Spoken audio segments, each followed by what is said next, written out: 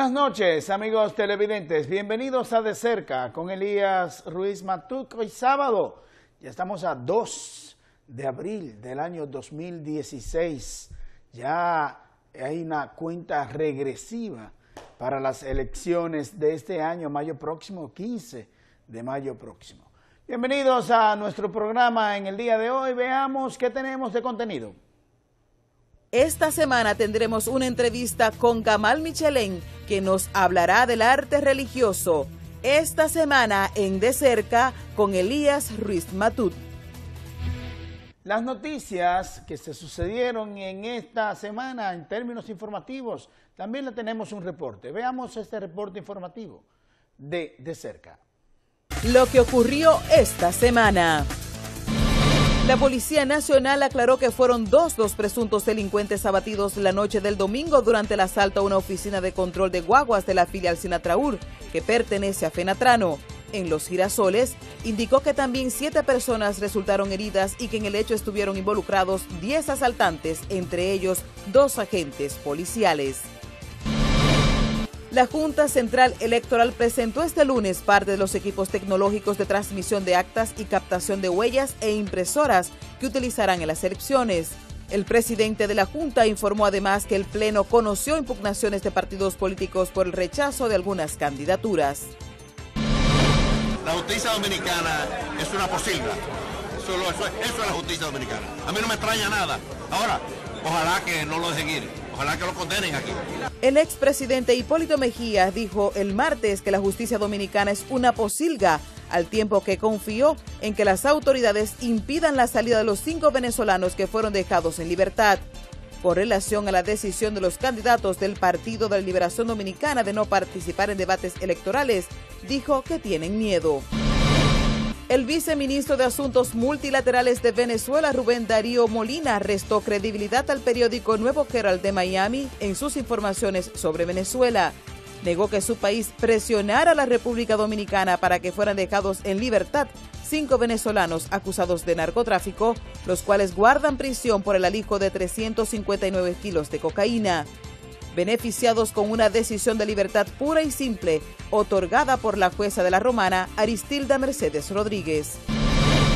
El candidato de la alianza PRM-PRSC a la alcaldía del Distrito Nacional, David Collado, afirmó este martes que derrotará a Roberto Salcedo en las elecciones del 15 de mayo, mientras que la Junta Central Electoral aceptó la candidatura de Francina Hungría como compañera de boleta de Roberto Salcedo. Las deficiencias en el servicio sanitario del país vuelven a enfrentar a los actores del sector salud. Por un lado, el Ministerio de Salud Pública subraya con firmeza que el derecho a la atención médica no está en discusión y rechaza que en centros privados reboten a los pacientes.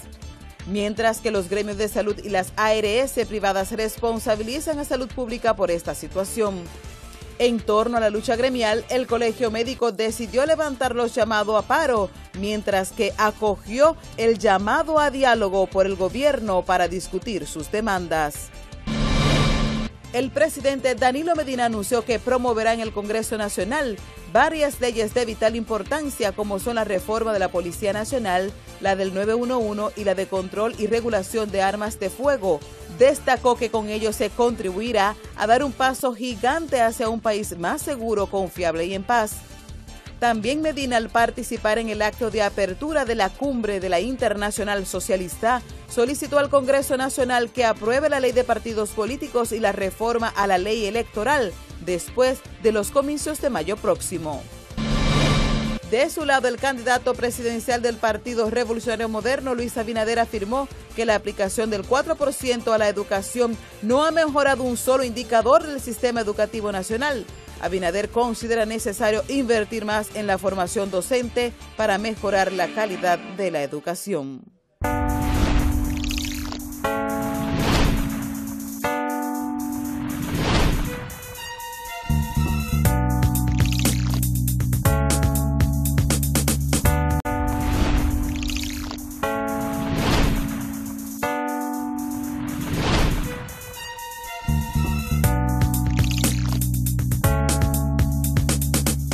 Precisamente en el ámbito informativo, la información de esta semana ha sido prácticamente los cuestionamientos a que ha sido objeto una jueza de la Romana por haber dado libertad pura y simple, una medida de coerción que ha impuesto a 5 venezolanos que fueron entonces acusados del decomiso de 359 paquetes de cocaína en una aeronave, una Cessna, que fue ocupada en el mismo aeropuerto de la Romana. ¿Qué ha pasado? Bueno, el decomiso se llevó a cabo el jueves, el sábado se conoce medida de coerción. Durante el proceso de incautación de los 359 kilos de cocaína o de paquetes de cocaína, pues entonces hubo una comunicación entre precisamente las autoridades del Ministerio Público junto con la Dirección Nacional de Control de Drogas y la jueza en cuestión que autorizó mediante un acto o un auto este decomiso de los 359 paquetes de cocaína. Se habla del registro que en esa comunicación precisamente que da a conocer la referida jueza, apellido Mercedes, pues ella dice en ese mismo auto que estamos hablando que la manera y la forma que debe presentarse ante el tribunal debe ser mediante el registro escrito. Así mismo lo dice la autorización del allanamiento, que ella misma también admite que lo hizo de manera telefónica. Autorizó de manera telefónica para que se hiciera el allanamiento y se hiciera todo el decomiso de la referida droga.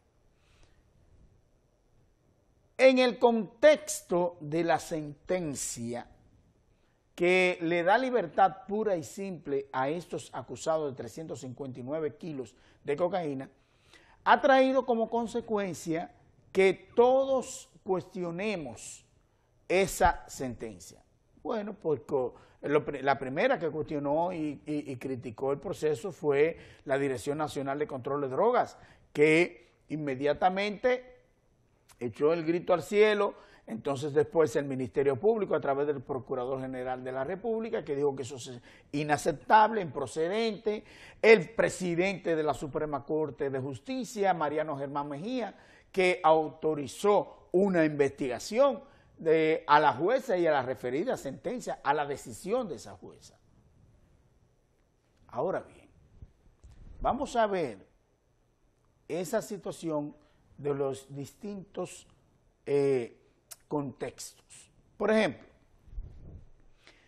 en el ámbito de lo que tiene que ver con las decisiones judiciales, se habla de que siempre se coloca a una jueza interina en decisiones tan cruciales como estas, ¿para qué?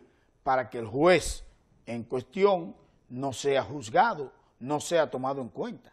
Y la jueza interina entonces toma una decisión de esa naturaleza y exculpa totalmente al juez de ejecución de la pena de la referida jurisdicción de la que se trate. Eso pasa en muchas ocasiones. Y eso es lo que la gente común en la calle dice.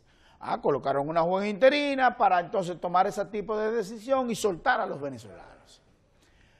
Otra arista de este problema es que el New Herald en Miami, el Nuevo Herald, periódico de circulación en Estados Unidos, afirma que hubo presión por parte del gobierno de Nicolás Maduro para que soltasen a estos venezolanos.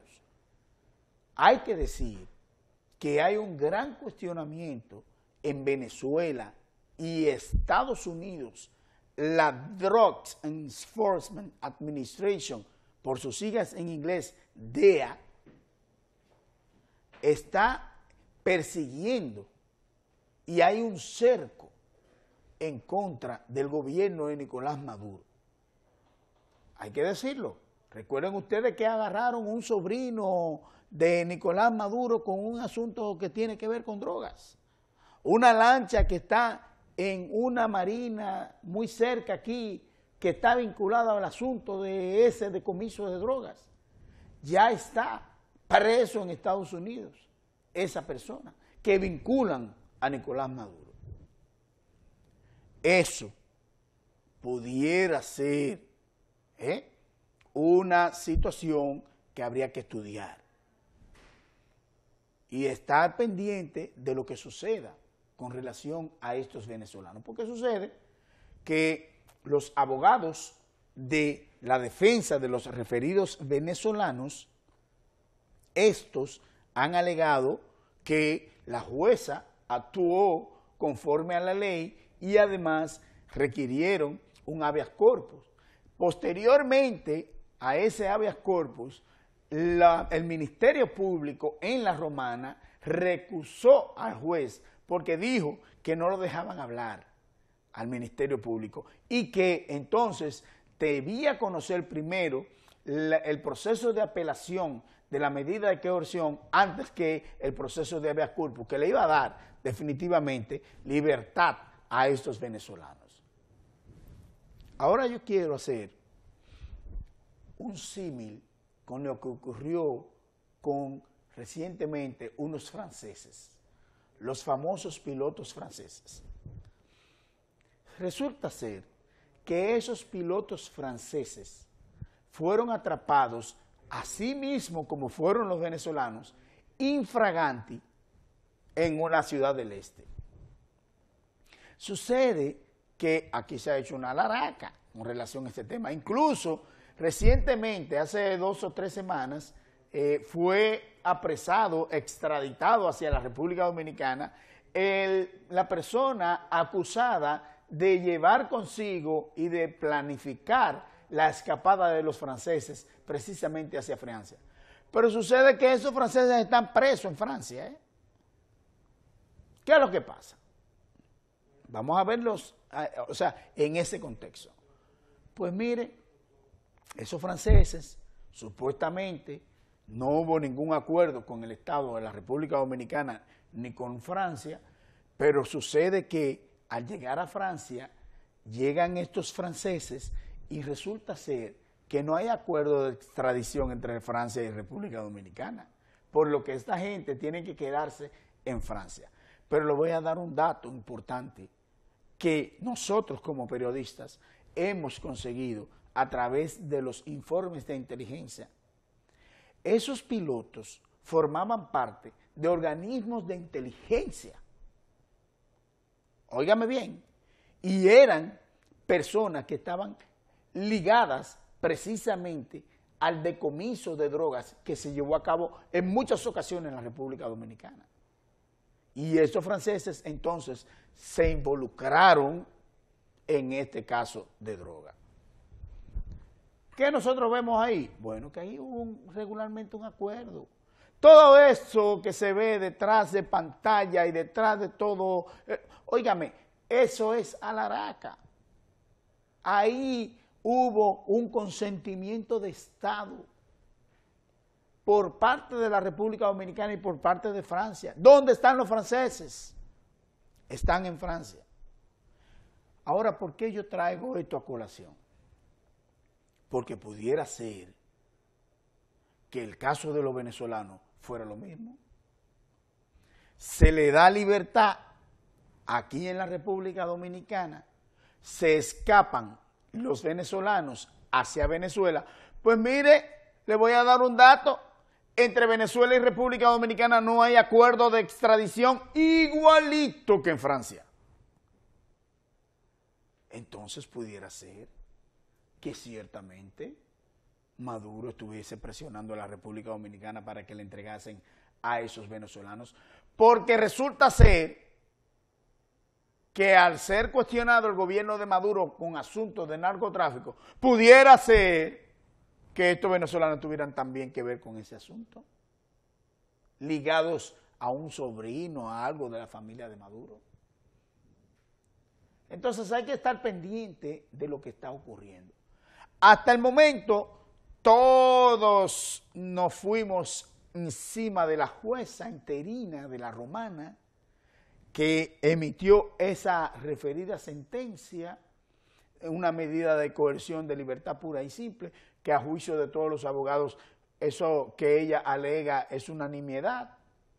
Juristas especializados han dicho, no, ella analizó muy mal ese Código Procesal Penal y la avioneta no es una morada definitiva, la avioneta puede ser es un vehículo de transporte que puede ser requisado independientemente con alguna orden de juez o no.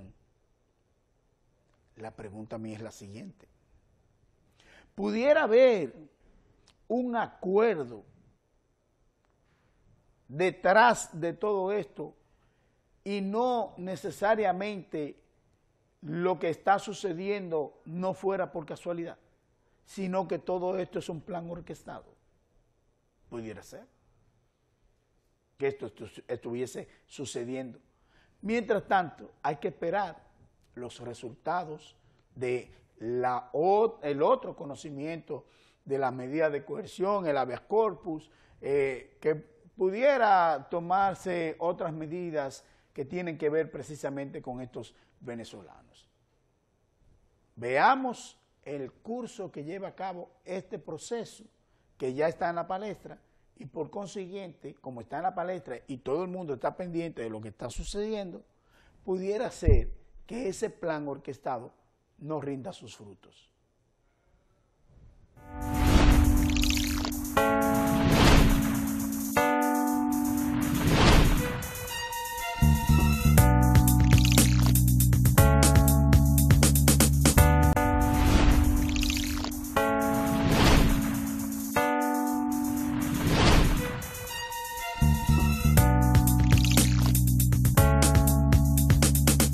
Bueno, para la semana pasada nosotros teníamos preparado un reportaje que tiene que ver con asuntos religiosos porque estábamos en Semana Santa, pero el canal se tomó la transmisión, una programación especial precisamente por el tema de Semana Santa, pero es un tema que no se cae, es un tema que tiene que ver con el arte religioso. Resulta ser que nosotros entrevistamos a Gamal Michelén. Básicamente no es una entrevista, es una exposición de Gamal Michelén con relación al arte religioso. Y va explicando cuál es el origen de estas imágenes religiosas hasta el cristianismo. Y entonces vemos hermosísimas imágenes y veremos el significado de las mismas. Porque debo decirles que Gamal Michelén es no solamente un gran crítico de arte, sino también que es un catedrático universitario que tiene muchísima pedagogía al momento de expresarse, al momento de explicar las pinturas, al momento de dar a conocer estas imágenes que muchas veces nosotros hemos visto, pero que de esta forma, de la manera en que la presenta Gamal Michelén, es una manera didáctica. Y eso, ahí aprendemos todos. Entonces yo les recomiendo que se quede con nosotros y veamos este reportaje especial, una entrevista con Gamal Michelén, catedrático universitario, crítico de arte, arquitecto además. Veamos este reportaje.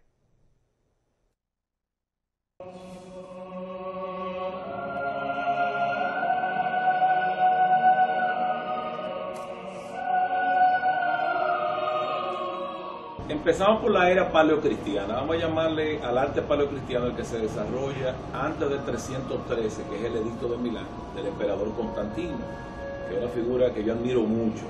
No creo que fuera un gran cristiano, sino que fue un asunto de conveniencia. Pero él cristianizó el imperio entre comillas, porque yo creo que el cristianismo es una convicción que cada cual tiene o no tiene, es un problema de fe. En el arte paleocristiano tú vas a encontrar pocas imágenes. Primero, era una iglesia perseguida, que se reunía en catacumbas. Tú encuentras en la catacumba de Priscila, aparecen imágenes, por ejemplo, del buen pastor, pero eso es una manera de enseñar, es una iconografía que tiene una semiótica, un significado, de enseñar un texto bíblico. O es muy frecuente lo que aparece en la película Quo Vadis, que en estos días nos la van a dar, es una dosis obligada, que es el pez. Tú tomas las letras de la palabra pez en griego y vas a sacar Iesu, Christos, Theos, Huios, Soter, o sea, Jesucristo, Hijo de Dios, Salvador. Y ellos, para comunicarse de una manera clandestina, hacían el pez. Por eso en la película se asombra de que una muchacha de la que el protagonista se enamora le hace un pez en la tierra. Dice, ¿qué significa esto? Y era algo de Jesucristo que alguna gente lo tiene en los vehículos al día de hoy.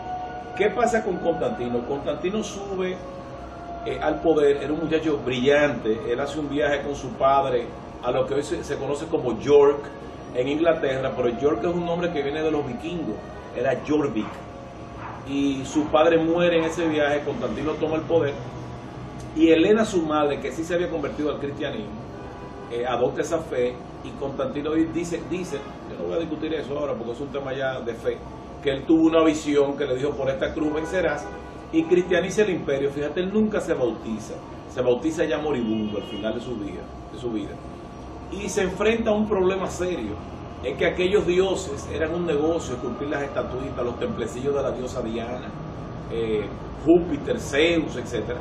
Y el caso es que se va incorporando a esos dioses paganos la iconografía cristiana, incluyendo algunas celebraciones.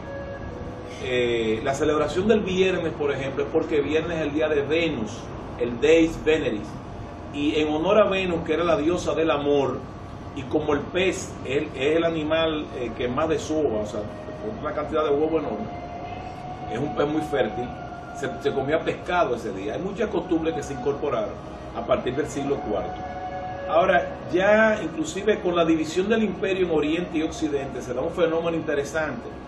Mire, yo creo que la caída de Constantinopla, aunque me voy a adelantar unos siglos, que fue en 1453, cuando Mehmed invade, y por esos juegos raros de la historia, es interesante ver que el primer emperador de Constantinopla es Constantino.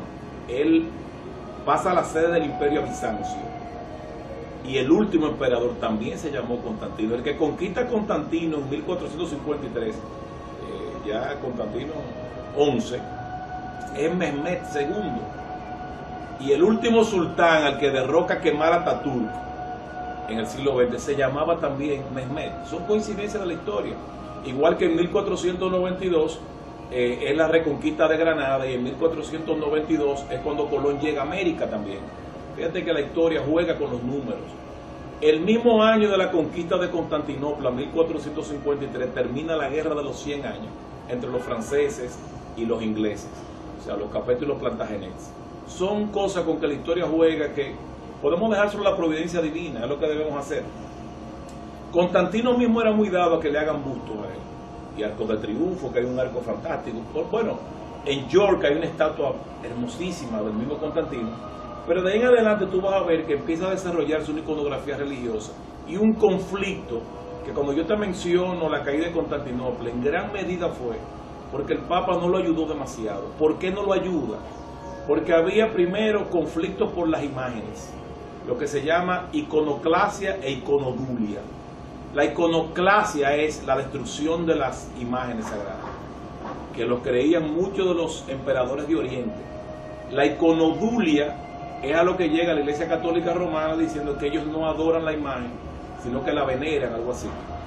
Crean un juego de palabras, y ese conflicto produjo muchos problemas entre ellos. Y lo otro, que ellos no aceptaban la infalibilidad papal ni la autoridad del Papa, sino que ellos eran, vamos a decir, ortodoxos griegos, que tenían iglesia ortodoxa, en este caso la bizantina, pero que tenían sus patriarcas que hoy hay diferencia, se casan, no aceptan la autoridad papal, pero en el fondo creen prácticamente lo mismo. Yo te lo digo porque mi familia en Belén, los Michelén, eran de la iglesia griega ortodoxa, cosa que nos dificultó a nosotros encontrar las actas de bautismo para conocer la genealogía de la familia. Ahora bien, una de las cosas más hermosas en la historia de Bizancio son esos mosaicos, y esos mosaicos eran religiosos. Tú vas, por ejemplo, a San Vital de Ravena, y es espectacular la belleza de esa imagen. Y de hecho hay que destacar que fue una pena que cuando los musulmanes entran a conquistar Constantinopla en el siglo XV, destruyeron la imaginería, la iconografía que había en Santa Sofía de Constantinopla, que era hermosa, y la cambiaron por signos, por caligrafías que decían que solo Dios es Alá, etc. Lo que sí debo destacar de la caligrafía turca y la caligrafía árabe, bueno, yo diría que la china también, que es una caligrafía tan hermosa que es una obra de arte también. Tú ves que la iglesia se ve bien adornada, pero destruyeron imágenes muy valiosas, es una pena. Hoy Santa Sofía es un museo, no es una iglesia, porque Kemal Atatürk convirtió a Turquía en una república y un estado laico, porque los resultados lo que hacían era explotarla a base de la religión, para hablar claro. Mosaicos hermosos yo diría que son los de San Vital de Ravenna, que se conservan en Italia, y ahí por ejemplo tú ves ahí el sacrificio de Isaac, muchísimas escenas que son hermosísimas hechas en mosaico. Hay uno muy curioso que llama mucho la atención, y es que aparece Cristo en el centro, Justiniano, que fue uno de los más grandes emperadores bizantinos de la historia, y Teodora, su esposa, no más pequeña que él. Yo creo que Teodora fue una gran mujer, inclusive en un momento de crisis fue la que salvó el imperio. Pero es curioso que Jesucristo le pasa la corona, la diadema de rey o de reina, a ella y a él la Biblia. Fíjate, le da algo de sabiduría, pero a ella le da el poder. Y aparecen dos ángeles a los extremos. Que toda esa iconografía tiene un mensaje. Seguimos en la historia y vamos a ver, por ejemplo, que en el arte, en la arquitectura románica, señora, la arquitectura románica es la que coincide esencialmente con la Edad Media. La Edad Media era un mundo muy cerrado, y así como era cerrado ese mundo, así era de cerrado la iglesia. Los sacerdotes en muchas iglesias, por ejemplo, prohibían el uso de colores en los vitrales. Entonces había una oscuridad tremenda, y así era la época oscura. Yo recuerdo haber leído una novela que hablaba de un joven que iba a Camelot, donde estaba el rey Arturo, gran parte de leyenda, claro, y él le dice a un individuo que va a caballo, porque él va a pie y vivía en un feudo, confinado a un feudo tan pequeño, que le dice: ¿a qué distancia queda Camelot? Y le dice una distancia como de 30 millas, digo, el equivalente, o 30 kilómetros. Dice: y el mundo es tan grande. O sea, él no concebía que algo quedaba a 30 kilómetros, porque él vivía confinado a un feudo, donde tú trabajabas para un señor feudal, tú no te desarrollabas, tú eres el zapatero del señor feudal, todo era para él, todo era para él.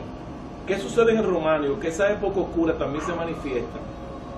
No es que la escultura era deficiente, pero no era tan desarrollada. Todavía los griegos en el siglo V a.C., muchísimos siglos antes, habían hecho obras extraordinarias. Tú ves, por ejemplo, a Fidias, Mirón y Policleto. Lo que hace Fidias en las metopas del friso del Partenón es espectacular. Mirón, que hace el Discóbolo, una obra fabulosa, impactante. Y Policleto, que hace el Doríforo, que se convierte en un canon, en un modelo, donde te explica perfectamente la relación del cuerpo humano. Las esculturas románicas están atrapadas en la arquitectura. Las utilizan para conformar un arco, conformar una pared, y son muy toscas. Hay escenas religiosas también hasta en los capiteles de las columnas, y tú vas a ver que la iglesia se convierte en la patrocinadora del arte. Así llegamos a un movimiento espectacular que es el gótico. En el románico, como ejemplo, yo diría que el más extraordinario es la iglesia de Santa Fe de Conques, y una iglesia que hay en Navarra. Pero después, cuando llegamos al gótico, la palabra gótico es un término despectivo, peyorativo, que lo utiliza Giorgio Vasari en el Renacimiento para hablar de gente atrasada. Cuando él dice gótico, quiere decir que el arte del Renacimiento hacia atrás era un arte de godos, o sea, un arte de bárbaros. Y la misma palabra bárbaro, que es onomatopéyica, porque bárbaro es como balbucea una persona que no sabe hablar y hace ba, o sea que es un ignorante. Entonces ellos le llaman gótico a ese periodo en tono de burla, y se equivocaron ahí. Yo creo que el gótico fue un periodo fantástico, es la época en que en Europa se crean las universidades, y ya ese individuo no es el esclavo de un señor feudal, porque el rey ha recuperado su poder, sino que ese individuo que no es noble, pero logra ir a una universidad y se hace médico, por ejemplo, y es el que le sana el hijo a un noble, y ese noble lo respeta. Es cuando el ser humano comienza a tomar conciencia de sí mismo, no de que él pertenecía a otro, sino que él podía desarrollarse aunque no tuviera un apellido de relevancia. Y eso es muy interesante. ¿Cómo se manifiesta eso en la arquitectura? Porque toda obra de arte es hija de su tiempo. Eso no es mío, eso es de Vasily Kandinsky, que lo dice en un libro que es un paradigma de la literatura artística, que es de lo espiritual en el arte. Bueno, en el gótico se manifiesta en que la luz entra a la iglesia. Tú vas a Notre Dame de París Nuestra Señora de París, que quiero aclararle a ustedes, señores, no es la principal ni la más bella catedral gótica, es la primera gran catedral gótica, ese es su valor. Es hermosa, no estoy criticando la belleza, pero el problema es que es como cuando decían de niños de que el que da primero da dos veces. O sea, es la primera manifestación de una catedral impactante. Tú me preguntas a mí, la de Colonia en Alemania es superior, pero la de París fue primero. Fue primero. Entonces tú ves las esculturas, que tú ves a Cristo en el centro, en el portal, y ves a los apóstoles conformando un arco apuntado, que es el arco que termina en punto, o sea, que supera el medio punto. Y vas a ver unos rosetones fantásticos por donde entra la luz, porque la luz estaba entrando al mente de las personas, tú te sentías más libre, te sentías trabajando para ti mismo, y la arquitectura respondió a eso.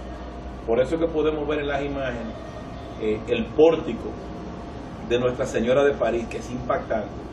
Y hay un detalle que yo puse al lado del pórtico, son unas gárgolas que curiosamente se ve mucho en la película esta cuando hace Nuestra Señora de París, la novela esa novela romántica, una de las principales obras de la novela romántica del Universal, que es Nuestra Señora de París de Víctor Hugo, que él describe la catedral. Fíjate, toma la catedral de tema para hacer una novela. Y es interesante que las figuras de las gárgolas son demonios, tú te pones a verla. La teoría de ellos era que el diablo no podía entrar en la iglesia porque el mismo demonio lo repelía. Pero hay gente que relajando dice, ¿y si entra, cómo sale? Porque está el demonio afuera. O sea, es interesante eso. Pero fíjate que la iconografía sigue siendo religiosa. Llegamos al Renacimiento.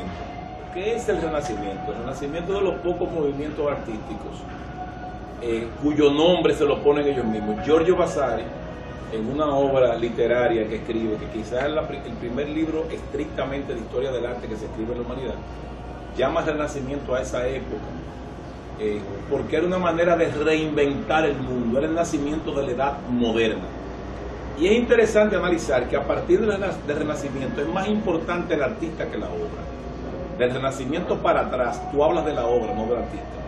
Tú dices Nuestra Señora de París, tú dices la Victoria y Samotracia, el Discóbolo, tú le das el título a la obra. Ya en el Renacimiento, el nombre de Miguel Ángel es más grande que todas las obras que él hizo, igual que Rafael, Leonardo, Filippo Brunelleschi, Sandro Botticelli, el mismo Maquiavelo como literato. O sea, son nombres que adquieren un significado. Entonces, el Renacimiento, que es el nacimiento de la edad moderna, en el sentido cultural, convierte a Florencia en la capital del mundo. Ahí estaban los Medici pagando el arte, con una visión que es la que nosotros debiésemos tener.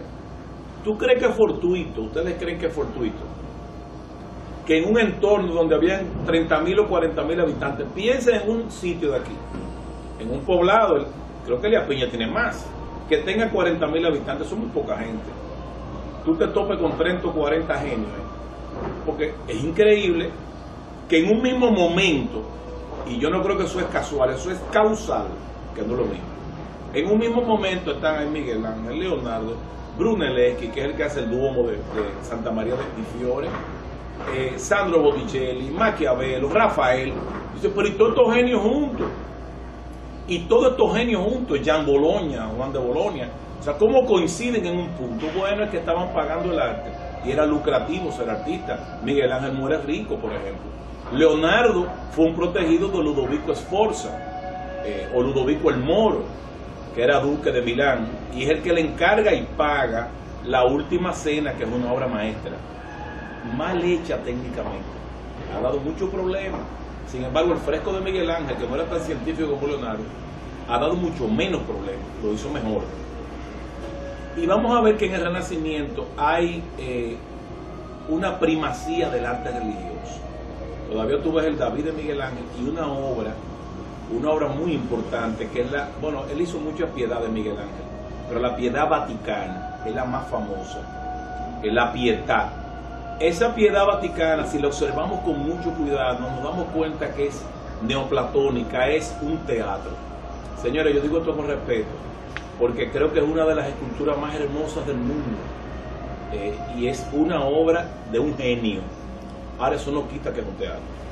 María parece que tiene 20 años y Cristo como 40, y Cristo es su hijo. aún asumiendo la edad de Cristo en la Biblia, 33 años, y la de María, ella no podía verse tan joven en relación a él. Ella carga el cuerpo como si el cuerpo no pesara y flotara. Y tú no notas en el rostro de esa madre, que en la Biblia parece desgarrada, que Cristo de la cruz le tiene que decir a Juan que se encargue de ella, porque estaba, oye, su hijo que está muriendo. Sin embargo, tú no encuentras el dolor de una madre en la Pietà Vaticana. Es un teatro, es una obra idealizada, es una obra platónica.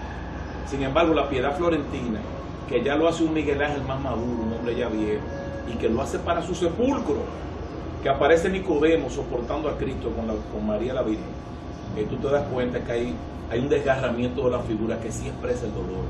No es una obra teatral. En la Piedad Florentina. Otra obra maestra religiosa, pero quiero destacar algo, es los frescos de la bóveda de la Capilla Sixtina, que es que se elige al Papa. Señores, hay algo que dijo Goethe, dice: el que no ha visto la Capilla Sixtina no tiene ni la menor idea de lo que es capaz de hacer un hombre, porque él vio la Capilla Sixtina y se impresionó. Es algo que impresiona. Te impresiona sin saber nada de ella, te impresiona sin saber lo que tú vas a ver y lo ves por primera vez. Sin embargo, cuando tú la estudias, que te impresiona más todavía. ¿Por qué? Señores, en esa capilla se reunían los cardenales unas 20 veces al mes y no podía caer ni una gota de pintura en una sotana, porque era un problema. El Papa Julio II, que era un hombre terrible de carácter, yo lo defiendo, a pesar de tantos defectos que tuvo y de ciertas ligerezas. Fíjense, Julio II muere sifilítico. Ahora, ¿en qué yo lo defiendo? Que la historia lo va a recordar como el hombre que pagó la Capilla Sixtina y le encargó, como el hombre que encargó su sepulcro, donde está el Moisés de Miguel Ángel, como el individuo que pagó los murales fantásticos de Rafael en la estanza de la asignatura del Palacio Vaticano, donde hay una obra que es crucial, la Escuela de Atenas, ahora fíjate, pagana. En el caso de la Capilla Sixtina, la idea del Papa, porque mira, Miguel Ángel le torció el pulso a Julio II, porque Miguel Ángel era un rabioso también. Él quería aparecer en la entrada triunfal, como ya habían salido de los Borgia, que fueron funestos, con toda una corte detrás, como representando casi la entrada de Jesucristo a Jerusalén, que le lanzan las palmas el domingo de Ramos. Y Miguel Ángel dice que no. Ahora, Miguel Ángel ha hecho una obra a su manera, porque él le dijo: ya, como haz lo que te da la gana, no sé en italiano y con qué figura se lo dio, pero se lo dijo. Pinta más de 300 figuras y hace algo insólito, es que mezcla la iconografía cristiana con la pagana. Tú vas a ver ahí a Noé, a Adán y Eva, a todos los personajes, a Ezequiel, a Zacarías, al profeta Daniel, a Jeremías, el profeta llorón, que escribe las lamentaciones, cómo ha quedado sola la ciudad populosa, se ha hecho como viuda, cuando empieza a narrar que las madres piadosas se comían a sus crías porque estaban muriendo de hambre. Pero aparece también la Sibila Délfica, o sea, aparecen esas mujeres paganas que tú ibas al oráculo a consultarle y te daba visión en el futuro y todo eso. Entonces hace una mezcla de lo pagano y lo cristiano, y la escena más fantástica es la escena de Adán y Dios, cuando los dedos casi se juntan, y donde se da a entender que Adán está hecho imagen y semejanza de Dios, pero no es igual a él, está un poco más bajo. Cómo este señor pintó todos estos personajes, tomando en cuenta los detalles arquitectónicos de la estructura de la bóveda, tomando en cuenta que pintó boca arriba, que era una superficie cóncava, que tuvo que diseñar un sistema para que no caiga pintura hacia abajo. Inclusive él se enfermó porque le caía pintura en los ojos y empezó a padecer unos dolores, que cuando él terminó la obra, yo no recuerdo ahora la cantidad, pero creo que él había contratado 3.000 sestercios, no me acuerdo ahora, y cuando termina le dice al Papa: yo he sufrido demasiado con esto, yo quiero el doble, y se lo pagó. Parece cuando quitaron esos andamios y esas cosas, y este señor vio eso, se quedó impactado. Miguel Ángel fue una cosa extraordinaria, y quiero aclarar que cuando lo contratan le dice: yo no soy pintor, gracias a Dios que no era pintor, y mira lo que hizo, él dice: yo soy escultor. Por eso es que la Piedad, que creo que es de las pocas obras firmadas de Miguel Ángel, él la firma, dicen que hasta con rabia, porque decían que no podía ser él que lo hubiera hecho, porque es tan perfecta. Y él le pone Michelangelo Buonarroti, escultores fiorentinos, que es una firma larguísima lo que ponen ahí. Entonces la Piedad Vaticana la Piedad de Rondanini, la Piedad florentina, muchas piedades que hizo Miguel Ángel. Lo que pasa es que las últimas son manieristas, son obras religiosas valiosas que fueron pagadas por los papas. Al principio empezó por los Médici. Seguimos andando el tiempo y nos encontramos con otro genio del arte religioso y la escultura, Gian Lorenzo Bernini. En el caso de Gian Lorenzo Bernini, hay una obra espectacular que conmueve a Stendhal, que es el éxtasis de Santa Teresa. Santa Teresa o Teresa de Ávila era neoplatónica también, poeta, neoplatónica en el hecho de que ella hasta consideraba que el cuerpo era una cárcel del alma, o sea, la realidad era el alma, no el cuerpo, cuando yo creo que nosotros somos bipartidos, cuerpo y alma. Pero fíjese que ella tiene un poema que dice: ay, que largues esta vida, qué duros estos destierros, esta cárcel, estos hierros en que el alma está metida, solo esperar la partida me causa un dolor tan fiero, que muero porque no muero. Ella se muere porque no muere, quiere morirse para liberar el alma del cuerpo. En ese éxtasis de Santa Teresa, Stendhal se conmueve tanto que hay un ángel, el rostro de ella, porque cae en estado estático, que Stendhal analiza inclusive lo que es un síndrome de la persona que se conmueve con el arte. Del barroco tú vas al neoclásico, y en el neoclásico hay un cambio. Una de las obras principales neoclásicas que está en el Louvre es la Sacrée de Napoleón, la coronación de Napoleón, y es una obra anticlerical.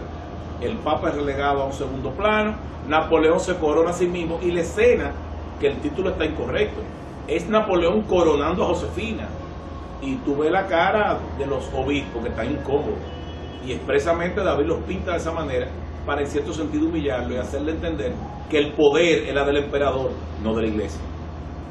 Pasando ese tiempo, y aún en el barroco, antes del neoclásico, que salté figuras muy importantes, están Caravaggio, está Pedro Pablo Rubens, y está uno de mis pintores favoritos, para mí está entre los 5 mejores del mundo, Velázquez, que hacen pinturas religiosas. Por ejemplo, esa crucifixión de San Pedro de Caravaggio es una cosa impactante. Recuerden que el barroco utiliza líneas oblicuas para darle dinamismo a la composición. En el caso del descendimiento y el alzamiento de la cruz de Rubens, son obras que hay que verlas detenidamente, verdaderas obras maestras. Y a mí, si tú me hablas de un Cristo crucificado, es el Cristo de Velázquez. Me impacta mucho también que tengo que mencionarlo un poquito más adelante, el de Salvador Dalí, el Cristo hipercúbico, y el Cristo de San Juan de la Cruz. A mí es interesante ver cómo en la iconografía española tú vas a ver mucha sangre, en la italiana no. Velázquez te pone a Cristo a sangrar. Rubens, que es holandés en este caso, no lo hace. Es flamenco Rubens, perdón. Rubens no lo hace, pero el español sí utiliza mucho la sangre en la iconografía religiosa. El italiano y algunos flamencos no lo usan. Ahora ese Cristo de Velázquez me recuerda a otro español que escribió la saeta, Antonio Machado, que dice: ¿quién me presta una escalera para subir al madero y quitarle los clavos a Jesús, el Nazareno? O sea, el deseo de bajar a Cristo de la cruz. Dice: yo no quiero ver un Cristo crucificado, yo quiero ver al que anduvo en la mar. Porque de hecho la religión cristiana, la fe cristiana, más que en la crucifixión, se basa en la resurrección, en el poder sobre la muerte de Cristo. Ese Cristo de Velázquez es conmovedor. Después tú vas a ver algo curioso. Por ejemplo, Gauguin, y ya no fuimos al siglo XIX, en una obra post-impresionista se va a Tahití a vivir, era un salvaje, un rebelde, y te toma la iconografía tahitiana y la incorpora a la cristiana. Él hace una anunciación en Tahití que se llama Orana María, y aparece una tahitiana que es María supuestamente, cargando a Cristo, al niño, a la manera que la cargaban ellos en los hombros aquí arriba. O sea, hace un Cristo amarillo que lo tomó de una iglesia que él vio, y tú vas a ver que es muy diferente, o sea, cómo él adapta la iconografía. Más exagerado aún es ver cómo Antonio Saura, del grupo El Paso, que se funda en 1957 en España, para llevar a España a la modernidad, que estaba un poquito rezagada. A ese grupo pertenece un dominicano, pero lo tenemos aquí vivo, un hombre que respetamos mucho, que es Fernando Peña de Filló, nuestro querido Papo Peña, que llegó a exponer con la gente del grupo El Paso. Y Antonio Saura está un Cristo deconstruido. Y yo quiero terminar con un personaje interesante, Salvador Dalí. Un irreverente Dalí, un genio. Un genio que llegó a decir expresiones como que la única diferencia entre un loco y él es que él no está loco. Y que la única diferencia entre todos los surrealistas y él es que él sí es surrealista. Ahora Dalí pasa un momento de crisis religiosa terrible y le da con pintar Cristos. Fue tan fuerte la crisis de Salvador Dalí que quiero destacar que Salvador Dalí nace como al año y medio de morir un hermanito que tuvo el mismo nombre que él. Entonces, él nace, después lo sustituye. Su padre, en algo que yo considero desafortunado de él, llevaba a este niño hasta de 5 y 6 años a la tumba de su hermanito y le decía que su hermanito había reencarnado en él. Eso le pasó también a Vincent Van Gogh, la misma historia. Y a Vincent se le metió en la cabeza también que aquel era el Vincent bueno y él era el Vincent con problemas.